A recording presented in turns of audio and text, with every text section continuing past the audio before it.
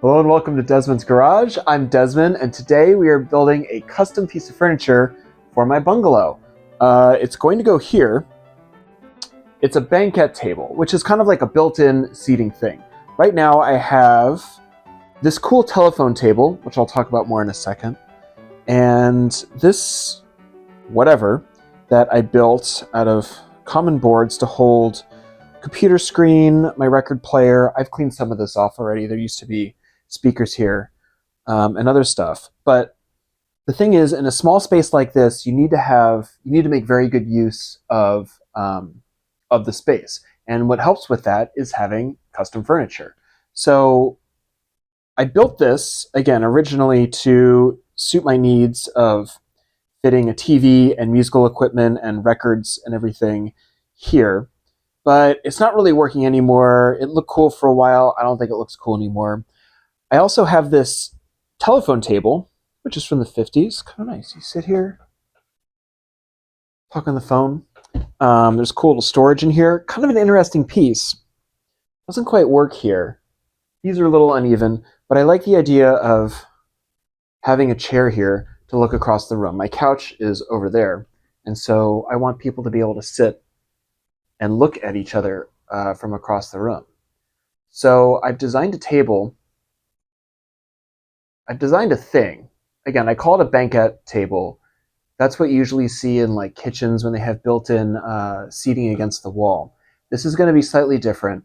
It's going to kind of look like this, except the seat is going to be here, and there's going to be platforms on either side for my record player, speakers, the rest of it, as well as space at the bottom to store my records and other musical equipment. A couple of design considerations. I needed to fit everything in between this door jamb or door frame and then the front door. So we have a certain amount of width, and then there are these built-in shelves. This bungalow was built in the late 1940s. I live in Los Angeles right by the beach, and this was the thing in those days. Pretty cool, tiny, but it works. And they put in these cool built-ins, nice little Art Deco kind of curved shelvy things here. They look great, but we need to build the chair. I'm going to think of some word. I'm just going to keep calling it that, or maybe I'll call it several different things. Anyway, I need to build it around where these shelves kind of stick out. There's a shelf down here. I don't know if you can see. There's a bunch of crap there, but it can't just be flush with the wall. So we had to take that into account. And again, I'll show you my sketches in a bit. They're a bit weird, but the first thing we need to do is get rid of this stuff. As I said, I started moving some of my gear off already. We have to take the rest of this stuff off of the items. We'll take this apart. We'll move the chair to the other room. Sit here while I still can. And then we will start building the new thing. I got a bunch of 2x4s. It's just going to be simple and beachy. It doesn't have to be elaborate. I'll talk a little bit more about the construction later, but it's going to be fun, it's going to be functional, and it should be a good little project. And it'll really clean up the space. It'll make much better use of this wall area, both for seating and engagement and for storage. And I'm excited because when things are just really dialed into the environment they're in, it makes a big difference. So let's get to it.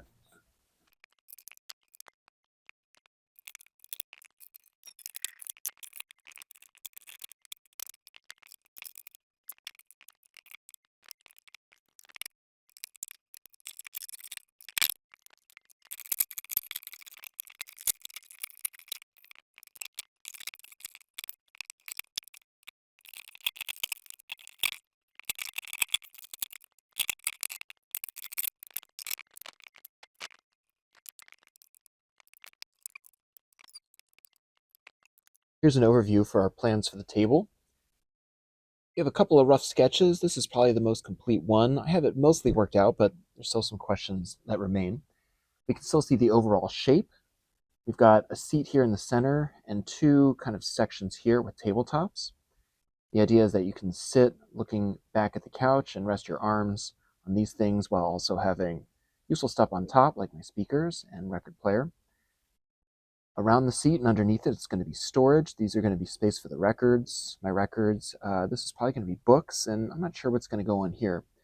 These are also not evenly shaped because of the space on the wall between those built-in shelves and the door.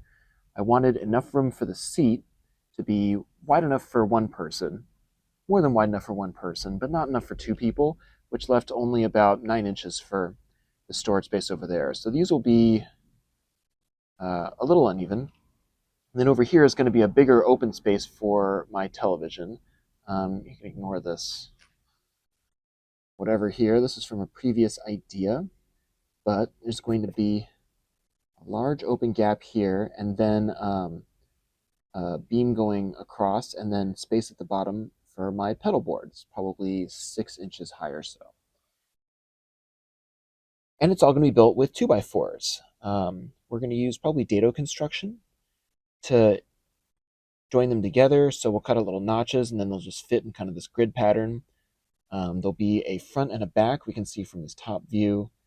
There's going to be kind of a section here, and then a section there, and each will look like this.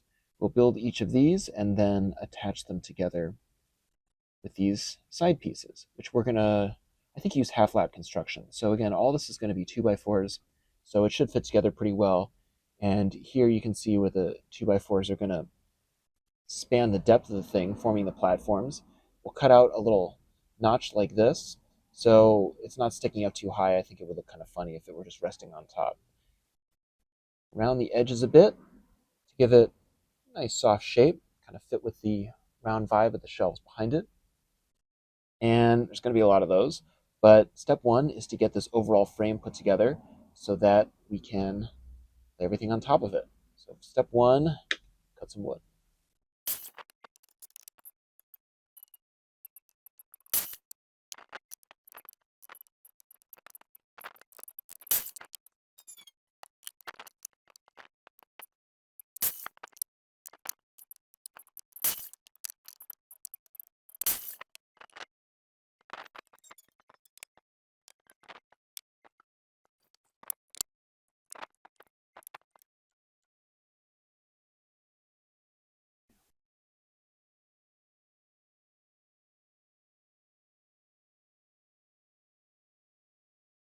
Next up is cutting a bunch of dados in our wood.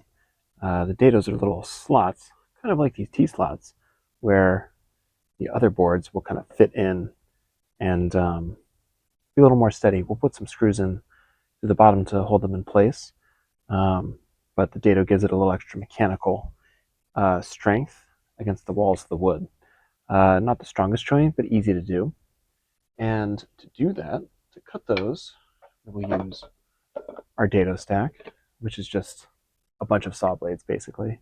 So it cuts a nice wide cuts. We don't have to make many individual passes with just the regular saw blade, which you can do.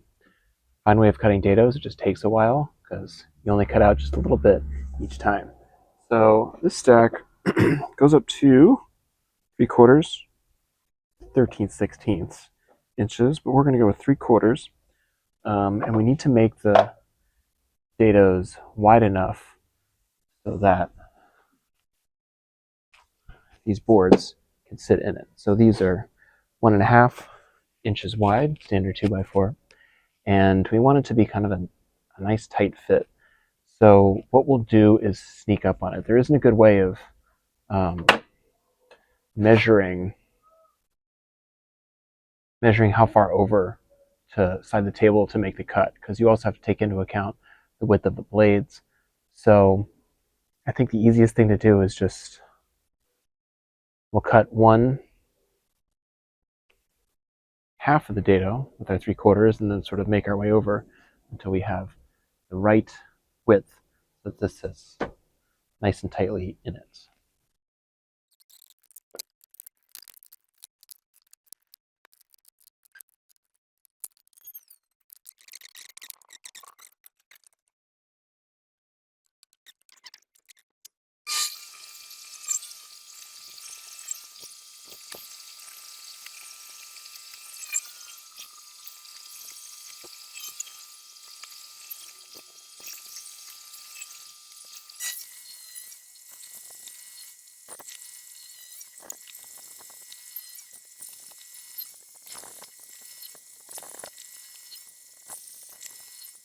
So we're here the next day, and I have all these little dados cut out, and I think I'm going to change the way this is built. I thought these dados would be height enough to keep the whole thing kind of firm, and the wood is pretty tight in here. I can still sort of wiggle it a little bit. And this is a short piece, so there's a couple of longer pieces that I think would wiggle a little more. And compounding, don't think the rigidity is going to be where I want it to be.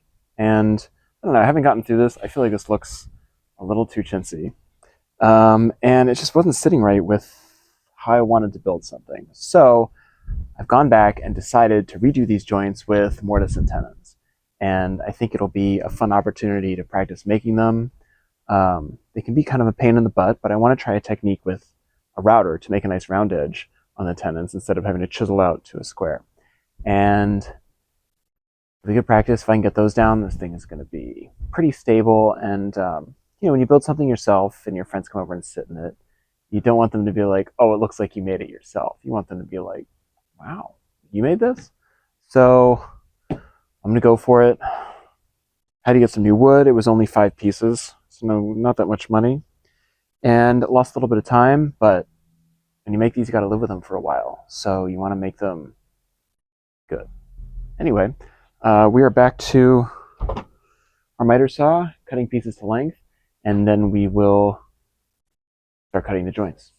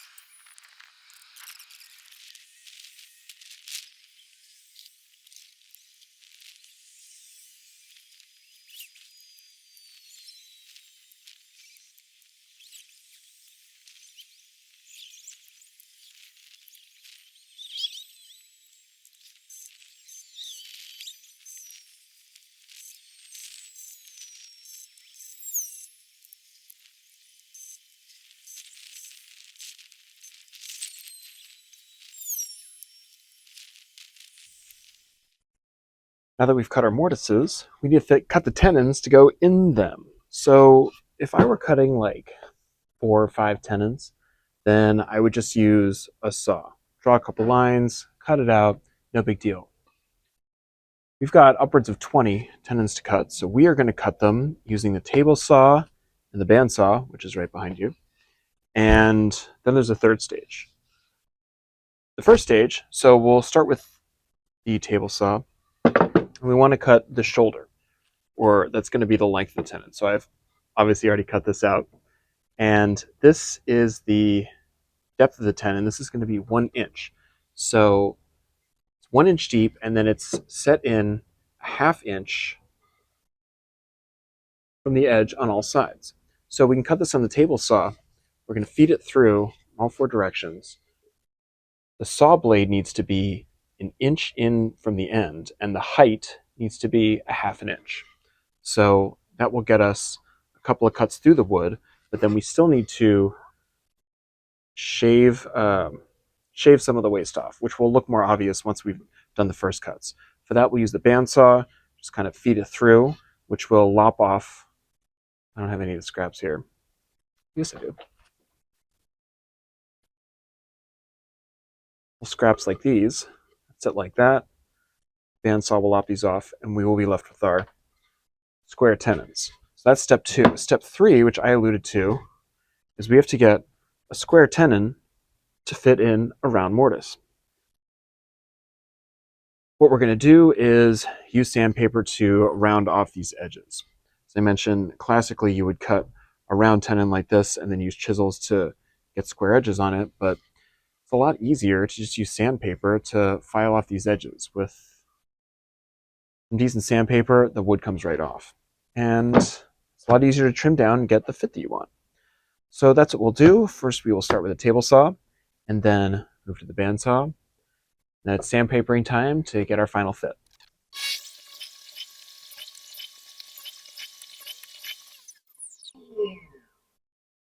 voila, cut the shoulders of our tenons. So right down to this edge is 1 inch. So now we will go to the bandsaw and lop off these blocks, leaving our 1/2 inch wide tenon in the center.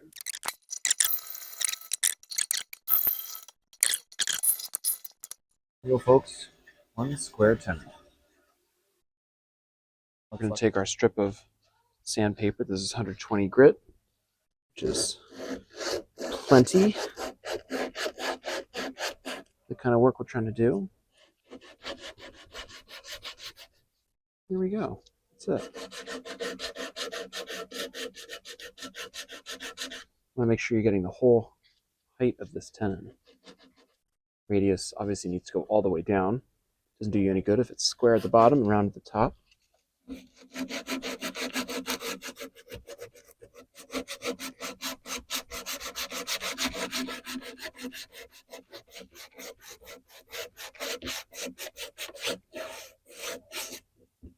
end up with a nice round edge. Easy.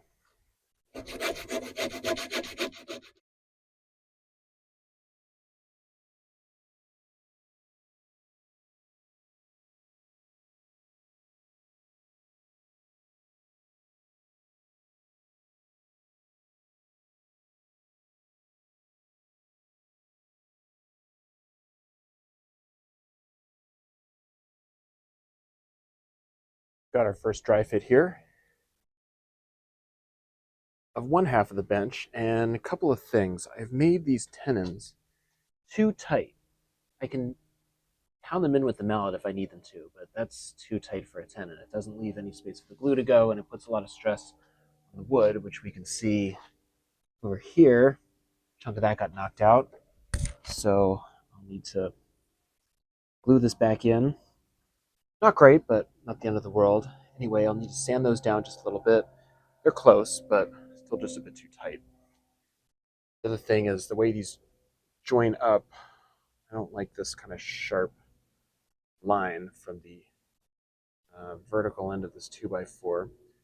I want it to round in a little bit. So I'll take a little sandpaper to, I guess, all these edges. Just clean it up. It'll make the joints look not quite so jarring, and I think overall give the whole thing a much smoother, rounded look. Kind of match the factory round over of the rest of the 2x4. But otherwise starting to come together. So again, this is part of 1/2. Some legs go on over here, or some additional legs. And so now that this is sort of together, almost together, again, I don't want to force it because these are kind of tight. I'll take it apart, sand down the tenons, sand down my shoulders here, and then put it back together for a second dry fit.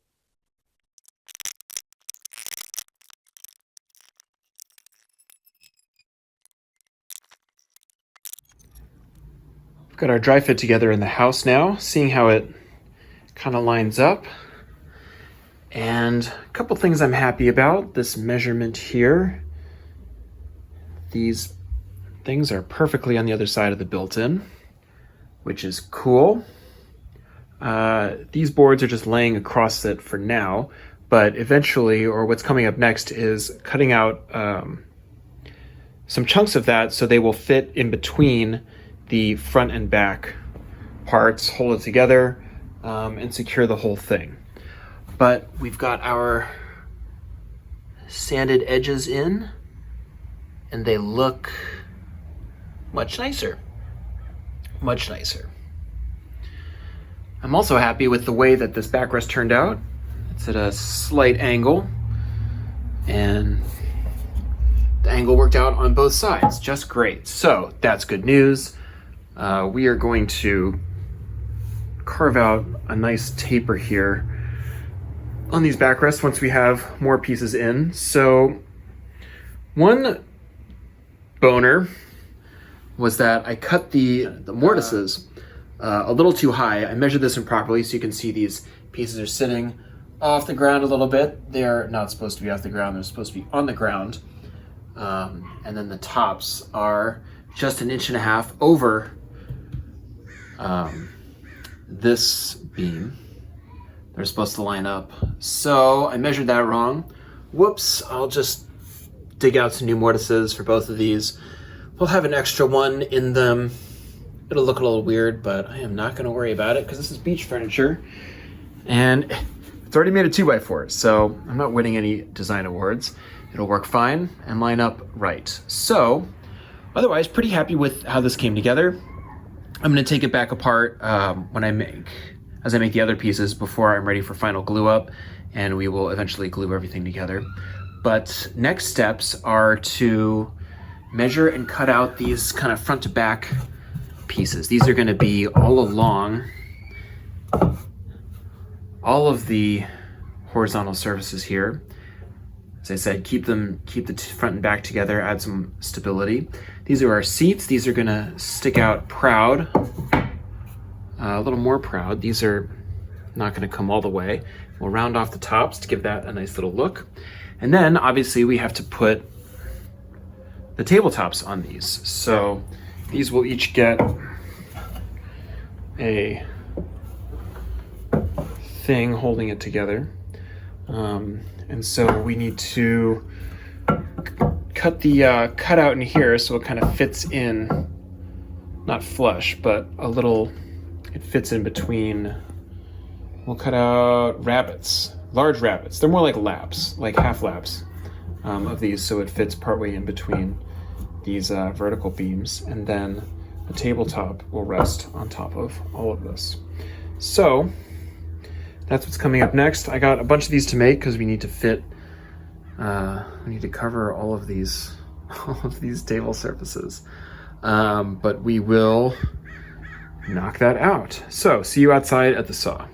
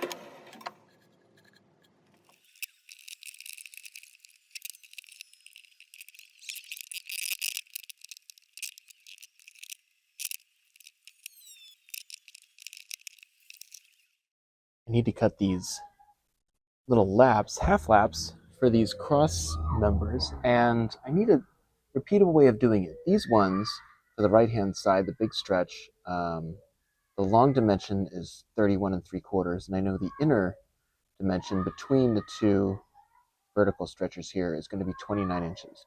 So I need to be able to set up my saw to, like with the tenons, we're going to cut this piece on the table saw, and then this long stretch in on the bandsaw. So I need to be able to measure how far in from the end do I need to go with my table saw.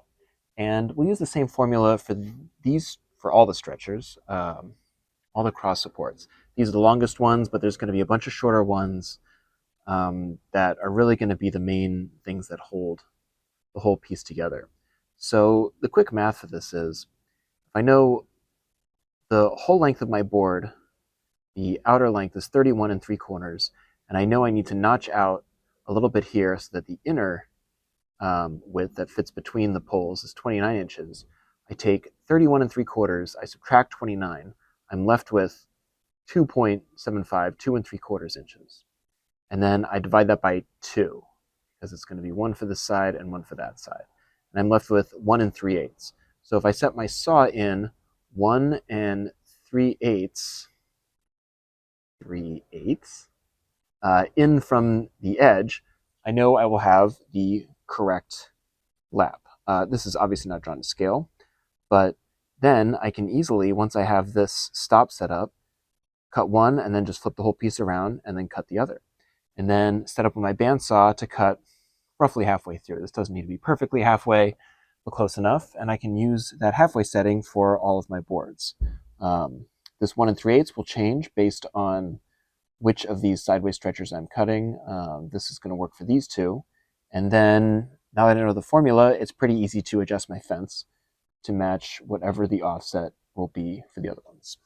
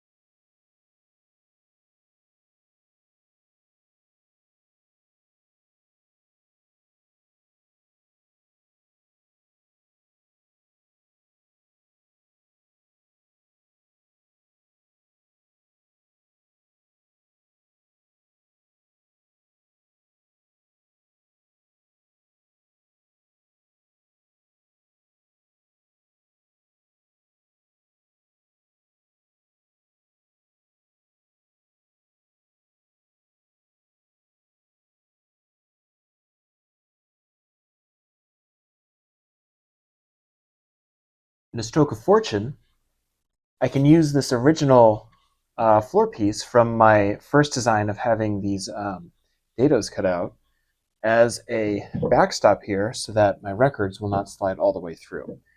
Made a minor adjustment to get it to fit the new alignment of these posts, and now I can just screw it in.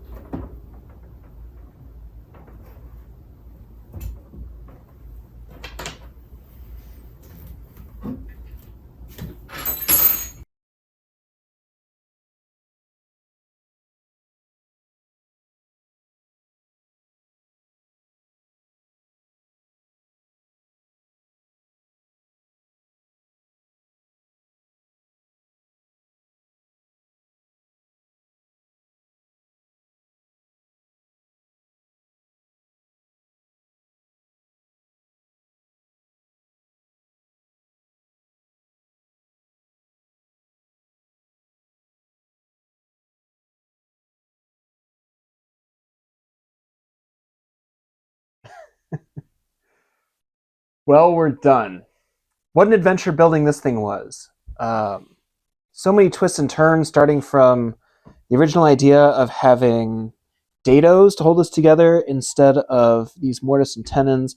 I'm glad we made that shift.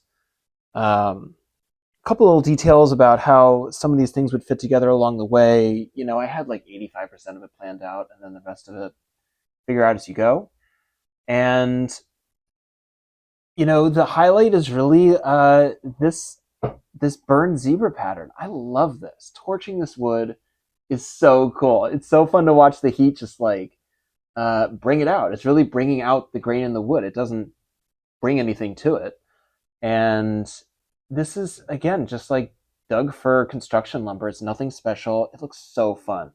And this stain down here I thought was going to be whiter. It was a lot bluer. It ended up being more blue and gray than I thought it would be. But sanding it down to the wood a bit really helped lighten it, bring out some of the natural colors so it's not, you know, it doesn't look like a foggy day. It has that nice kind of beachy feel to it. And then putting the nice zebra top on just the flat blue base felt really harsh. It was a really sudden, sharp contrast between these two styles of like very organic, very richly colored, and a blue. So ended up sanding down a lot of the stain here and then having this nice feathering pattern to blend the two together. I thought came out really well. Also, the seat cushion, I was only expecting to do this backrest in the purple. And once it was up, you know, it really needed the seat cushion to go with it. Now I feel like this is a full piece. It's really inviting to come and sit in. It's a throne, you know, purple. I got this with Prince, which I think is slightly off camera. Nice place to sit. I hope people enjoy sitting there. My couch is off to the other side, so it'll make for great conversation. And of course, my spirit animal, R2D2, in the back holding it down. And what a relief to have this done. It went on longer than I thought it would. That's not uncommon. But now I have my records away, some books. Really happy with the way the TV just fits in here perfectly and swings right out if I want to watch it, and then goes away when I'm done and keeps the room spacious. Also, at the last minute, I added this sisal rope for my cat to scratch instead of my couch. We'll see what he thinks of that. And yeah, overall, very happy with this. I didn't add a polyurethane over the wood because it's not going to get a lot of water poured on it. I don't expect a lot of spilled drinks. And I really like the natural feel of this wood. You can sort of feel the grain, the texture of the grain between the different rings. And it's cool. It also smells nice, honestly. I dig that too. So with that, we're going to finally wrap up this video. What a great project. What a great project. Anyway, I hope you enjoyed it. The moral of the story is have a plan, be willing to modify the plan as you go. You get into it, the situation changes, you feel differently, and you got to follow that feeling wherever it takes you. So with that, we're going to sign off. Please like this video and subscribe if you enjoyed it and you want to see more. And until next time, stay groovy.